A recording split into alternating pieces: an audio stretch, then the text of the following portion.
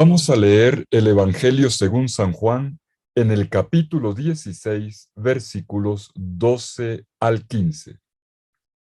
En aquel tiempo dijo Jesús a sus discípulos: Muchas cosas me quedan por decirles, pero no pueden cargar con ellas por ahora. Cuando venga Él, el Espíritu de la verdad, los guiará hasta la verdad plena, pues no hablará por cuenta propia, sino que hablará de lo que oye y les comunicará lo que está por venir. Él me glorificará, porque recibirá de lo mío y os lo anunciará. Todo lo que tiene el Padre es mío. Por eso les he dicho que recibirá y tomará de lo mío y se los anunciará. Palabra del Señor. Gloria a ti, Señor Jesús. Dios es triunidad, Trinidad. Tres personas distintas, un solo Dios verdadero. Trinidad, en el lenguaje de la fe, quiere decir que Dios es siempre comunión de amor. La solemnidad de la Santísima Trinidad que celebramos en este primer domingo después de Pentecostés confiesa y celebra públicamente el credo, tal como fue formulado en los concilios de Nicea en el año 325 y en el de Constantinopla en el año 381 después de Cristo. El término Trinidad, hay que decirlo, no aparece en la Sagrada Escritura. Es una fórmula dogmática que recoge de manera sintética quién es el Dios revelado. Revelado en la historia de un pueblo, del pueblo de Israel, pero de manera definitiva y plena en la persona de Jesucristo. Es la revelación entonces de Dios como Padre. Del Verbo hecho carne, Jesús, el Hijo de Dios, y del Espíritu Santo de Dios, como fuerza por medio de la cual el Padre y el Hijo obran en la historia. Y que se trata de una revelación, nos lo recuerda el Catecismo de la Iglesia Católica en el número 237, donde dice que la Trinidad es un misterio de fe en sentido estricto, uno de los misterios escondidos en Dios, que no pueden ser conocidos si no son revelados desde lo alto. Pues bien, los textos bíblicos que escuchamos en la liturgia de este domingo nos sumergen en esta revelación del gran misterio de la triunidad de Dios. Y para captar esta revelación, vamos a detenernos primero en el texto del Evangelio de Juan que nos propone la liturgia de hoy. Y al final haremos la conexión entre el pasaje y la solemnidad de la Santísima Trinidad. Nos situamos en los discursos llamados de despedida que Jesús le dirigió a sus discípulos antes de su gloriosa pasión, en que están en los capítulos 14 al 17 del Evangelio de Juan. Cuando llegamos al capítulo 16, versículos 12 al 15, texto que leímos hace un momento, vemos cómo Jesús le habla a sus seguidores de un futuro que está más allá de su capacidad de comprensión inmediata. Por eso ellos necesitan de ayuda. Y esta ayuda es la que se les concede con la venida del Espíritu Santo. Veamos lo que ocurre. Durante 3 años, Jesús ha estado educando a sus discípulos en una convivencia estrecha. Al final les dice, y aquí comienza nuestro pasaje de hoy, en el versículo 12, muchas cosas me quedan por decirles, pero no pueden cargar con ellas por ahora. Notemos cómo Jesús pone en evidencia una realidad. No pueden cargar el peso por ahora. Y el cargar al que se refiere Jesús es la comprensión y la vivencia de su palabra en su condición de discípulos. La dificultad no estaba en la persona de Jesús, el Maestro, sino en los discípulos, en la incapacidad de ellos para incorporar en sus corazones las enseñanzas. Pero esto no es un obstáculo. Jesús mira hacia adelante con confianza y esperanza, como quien dice, ahora no entienden, pero después lo van a lograr. Y hay que preguntar, ¿por qué esta dilación en el aprendizaje definitivo? Bueno, porque para aprender, para interiorizar, para vivir cierto tipo de enseñanzas, se requiere de tiempo. Porque el camino del conocimiento nunca acaba. Porque el camino hacia la verdad no tiene fin aquí en la tierra. Porque solo más allá de la muerte frente a Dios conoceremos plenamente. Porque, porque la vida misma, la historia de cada uno de nosotros es reveladora. Y es caminando en la vida como uno llega a comprender lo que en otro tiempo se nos había dicho. Como decía muy bien el Papa y Doctor San Gregorio Magno, la palabra crece con quien la escucha, o sea, con quien la intercambia con otros, con quien la medita en comunidad, con quien sabe escuchar la vida, quien sabe captar las cosas que le pasan.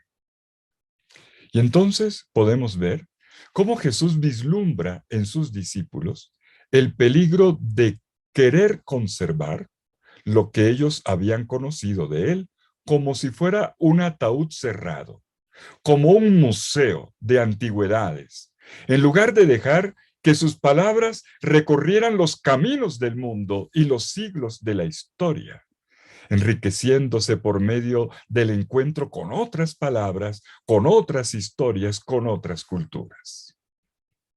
La verdad tendrá que ir progresando más y más en profundidad y también en extensión.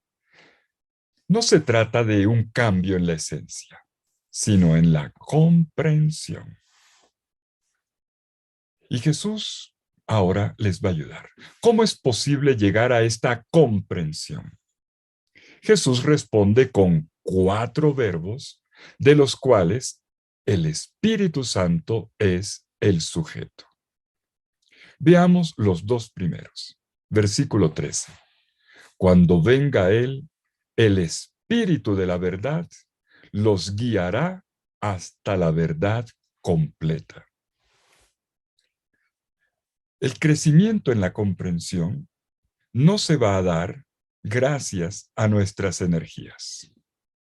Porque no se trata de una aventura del espíritu humano, sino vendrá a través de un camino guiado por el don del resucitado, que es el Espíritu Santo, el Espíritu de la verdad. Y Jesús anuncia la obra del Espíritu Santo subrayando estos 2 primeros verbos, venir y guiar. Jesús dice que viene uno que da una enseñanza segura, que es un buen guía para que todo discípulo pueda cargar con el peso de su revelación. Contamos entonces con un guía. El verbo utilizado en griego es jodegeo, encaminar. Él los guiará, jodegeo. El sustantivo es jodos, que significa camino. Suena familiar, ¿verdad? La primera sinodalidad, te viene la palabra sínodo, sin jodos, caminar junto con. La primera sinodalidad es con Jesús y con el Espíritu Santo. Él nos encaminará, nos llevará a hacer camino juntos hasta la verdad completa. Por lo tanto, estamos en los caminos del mundo en calidad de caminantes y de peregrinos. Pero no andamos solos. No estamos huérfanos. No somos gente sin orientación. El don de Jesús resucitado, el Espíritu Santo, el compañero inseparable de Jesús, como decía el padre de la iglesia, San Basilio de Cesarea, Él se convierte también en nuestro compañero inseparable en todas las rutas de nuestro caminar. Bueno, ¿y en qué consiste esta guía, este encaminamiento del Espíritu Santo? No se trata, hay que recordarlo, de un incremento de revelación, sino de una nueva manera de recibirla por parte de la comunidad discipular y en atención siempre a los nuevos desafíos y a las nuevas preguntas que van apareciendo en nuestro caminar en el mundo. Y es claro que esta comprensión no se remite a una dimensión intelectual. Se trata de un conocimiento experiencial que toca todas las dimensiones de la persona entera y que lo configura uno con la persona misma de Jesucristo. Él nos encaminará, nos guiará hasta la verdad completa. ¿Y cuál es esta verdad? En el Evangelio de Juan, la verdad no se reduce a una doctrina. No se trata de una fórmula conceptual ni de una idea. Se trata de una persona. Se trata de Jesús en cuanto revelador del Padre, el mismo que dijo, yo soy la verdad. La verdad entera, entonces, es más grande que cualquier fórmula o concepto. La verdad entera es una revelación de Dios y una sabiduría del vivir que se despliega en el acontecer de Jesús. Es cierto que el Espíritu Santo es luz, es fuerza y es consuelo, que es dulce luz cuando es de noche, que es brisa que refresca en el calor o fuerza que nos sostiene nuestra debilidad. Pero tenemos que decir también ahora que el Espíritu Santo es el que nos guía, el que nos encamina en la ruta, en el camino del discipulado, con su magisterio espléndido sobre la verdad que es Jesús. El Espíritu nos enseña el secreto de una vida auténtica, la que está en la persona del Verbo, del Hijo de Dios que es Jesús. Y nosotros, los buscadores de la verdad nunca poseída, caminamos nuestro propio camino. Esto es verdad. Pero el Espíritu Santo es el que nos da la capacidad de ir más allá del conocimiento de la verdad adquirida, conduciéndonos a través de continuos inicios sin fin. Jesús termina su misión terrena sin haberlo resuelto todo. ¿Su misión quedaba incompleta? Claro que no. Y sin embargo, todo parecía en el inicio germinal. Jesús vino a transmitirse a sí mismo y a hacer nacer en nosotros a un Cristo inicial, un germen divino encaminado. El futuro del cristianismo es un sistema, no es un sistema cerrado, es un sistema siempre abierto. El Espíritu Santo viene y nos guía hasta la verdad completa que es el Cristo total. Y un discípulo siempre está en ese camino. Por tanto, podemos ver que Jesús no mira a sus discípulos como ejecutores de órdenes, sino como una comunidad en camino, como inventores de estradas con el Espíritu. Como decía bellamente Fray Luis de León, en Dios se descubren nuevos mares cuanto más se navega. Y yo agregaría, y en el Evangelio descubres nuevos tesoros cuanto más ahondas en él. Pero continuamos. En su enseñanza sobre la obra del Espíritu de la verdad, enseguida Jesús da un nuevo paso, va más a fondo. Nos dice cómo es que este Espíritu Santo nos guía. Y entonces tenemos otros dos verbos. El Espíritu Santo escucha y anuncia.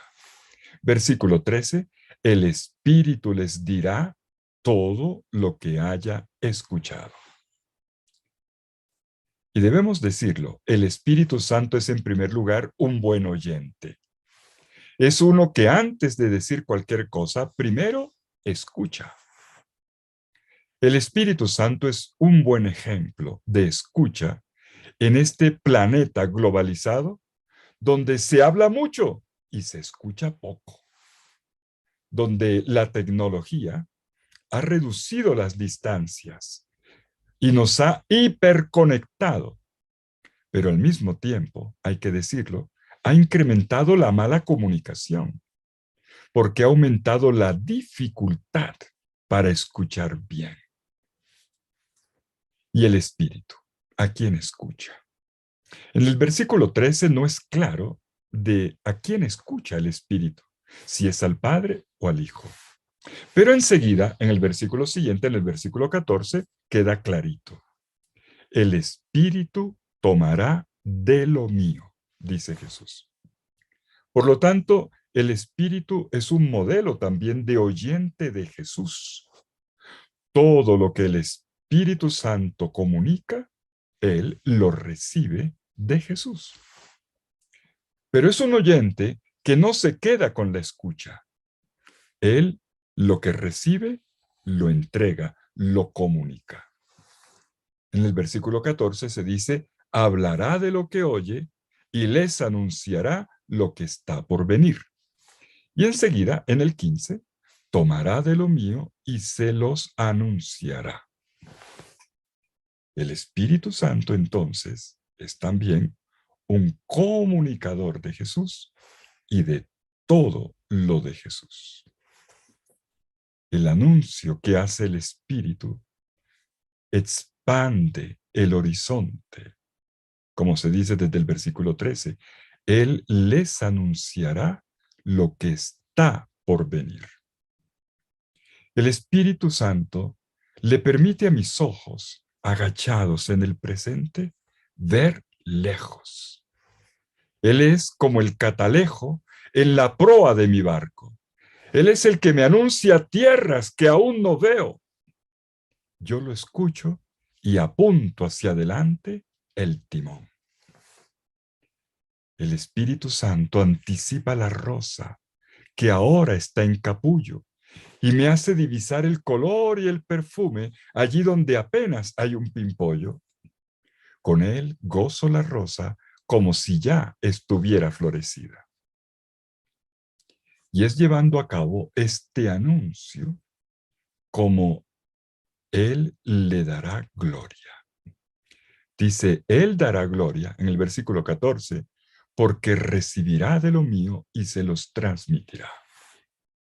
La gloria para Jesús, la plenitud de su misión, consiste entonces en este acto comunicativo, que todo lo que es suyo se vuelva también nuestro.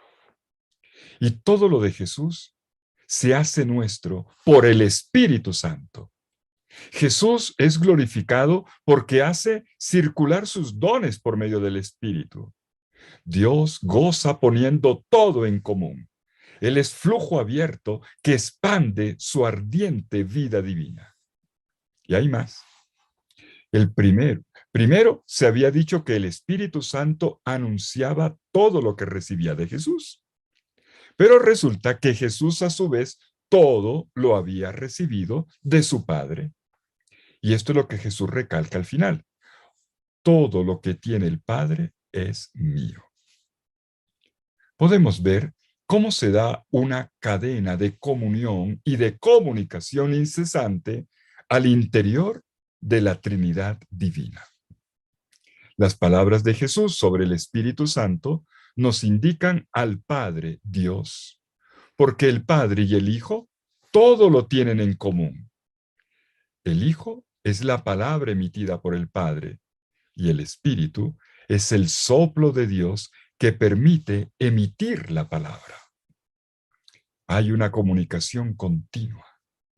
La Trinidad, podríamos decirlo así, no termina nunca de hablar. Y en correspondencia, nuestro ejercicio de la escucha de la santa palabra tampoco termina nunca. Bueno, terminemos. Para terminar, hagamos el ejercicio de recuperar en su conjunto este pasaje que acabamos de leer. Y notemos cómo están presentes en él, de forma específica, las tres personas de la Santísima Trinidad. 1. El Hijo Jesucristo es el que nos ha estado hablando en esta enseñanza, Él como el Verbo de Dios. 2. Él nos ha hablado del Espíritu Santo, el que viene a guiar, a encaminar a sus seguidores. 3. Este Espíritu Santo, por su parte, no habla por cuenta propia. Él habla por cuenta del Hijo. Y lo hace porque Él escucha a Jesús y comunica lo que recibe de Él. Pero finalmente, la presencia del Padre de los cielos finalmente es evocada por el Hijo Jesucristo. Esto que el Espíritu recibe de Jesús para comunicárnoslo, en última instancia proviene del Padre, porque todo lo que tiene el Padre es mío, dice Jesús. ¿Qué podemos decir entonces? Podemos decir que por boca de Jesús, en esta enseñanza, captamos una revelación de Dios como Trinidad. La Trinidad no es vista solamente en sus relaciones, en su inmanencia, se dice técnicamente, sino en su esfuerzo por comunicarse, por revelarse a nosotros. Y esto se dice técnicamente su economía. Y entre estos dos movimientos de relación interna y de comunicación hacia nosotros, notamos una profunda unidad, una interconexión. Miremos bien, Jesús nos hace vislumbrar a nuestro Dios, que es Padre, Hijo y Espíritu Santo, como un Dios que es íntimamente comunión plural, como un Dios que es comunión de amor. Más aún, como un Dios que por medio de su Hijo se ha unido a nuestra humanidad y que por el Espíritu Santo es constantemente creador de esta comunión de vida a través de una incesante comunicación de la Santa Palabra. La Trinidad es un dogma, sí, lo dije al inicio. Sin embargo, como hemos podido ver, en este Evangelio de Juan, encontramos rasgos claros de esta revelación trinitaria. Si nosotros considerásemos el conjunto del cuarto evangelio, notaríamos cómo en la primera parte, en los primeros 12 capítulos, el énfasis recae en la relación entre el Hijo y el Padre. Pero luego en la segunda parte del evangelio, sobre todo en los discursos de despedida, capítulos 14 al 17, vemos la insistencia en el envío del Paráclito, que procede del Padre, que tiene una misión por obra de Jesús, que actualiza la obra de Jesús recordando todo lo que Él nos ha dicho. Y finalmente, en 17:21, en la oración sacerdotal, esta unidad entre el Padre y el Hijo por medio del Espíritu Santo se convierte en el fundamento de la unidad que todos los discípulos estamos llamados a testimoniar en el mundo. Que todos sean uno, como tú y yo, Padre, somos uno. La enseñanza del Evangelio de Juan, entonces, acerca de la Trinidad, es consistente. Y en esta ocasión la hemos podido degustar. Y la Trinidad nos cambia, nos depura la imagen de Dios. Dios no se queda recluido en lo alto, en su soledad infinita, sino que se vuelca en amor. El océano de su esencia brilla en un infinito movimiento de amor. Dios es reciprocidad, es intercambio, es salida de sí, es encuentro, es abrazo. La esencia de Dios es comunión. Y esta enseñanza va más allá del asunto de la esencia de Dios. En realidad apunta a nuestra vida. En la solemnidad de Pentecostés, recordábamos cuánto la experiencia del Espíritu Santo le daba valor a la pluralidad y a la multiplicidad, como una gran riqueza apreciada por Dios, porque toda lengua es buena y debe ser aprendida.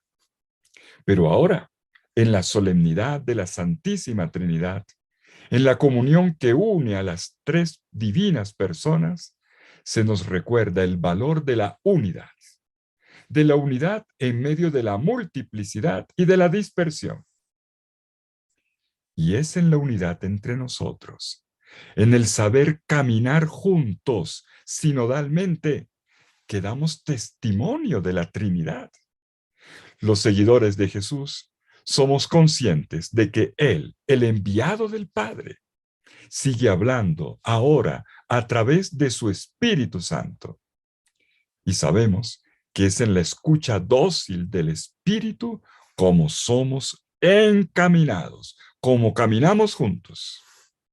Y todavía más, hacia afuera, en misión, en nuestro trasegar por el mundo, el misterio del Dios uno y trino nos plantea el desafío de trabajar por la reconciliación y por la búsqueda de la unidad en un mundo tan dividido, en medio de las tensiones, de las guerras, de las polarizaciones, de las divisiones que laceran este mundo, que hacen daño en nuestros países, en nuestras familias también y en cada una de nuestras vidas.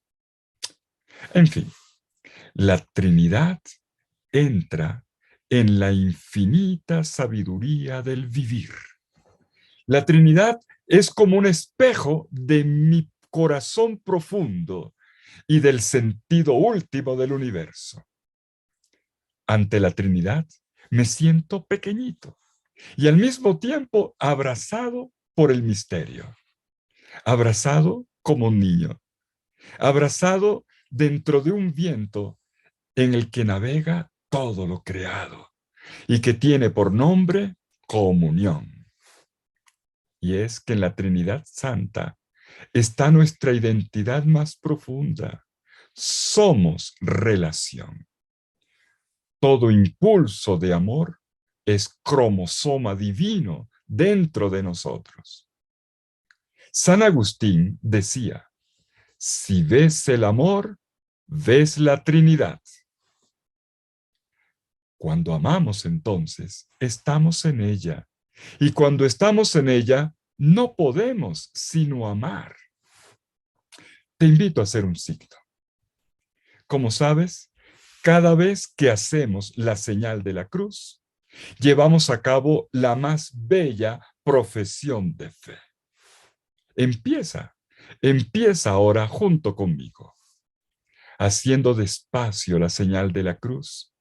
Expresa tu deseo y tu compromiso de creer con la mente, con el corazón y con los brazos. Mejor dicho, que todo lo que hagas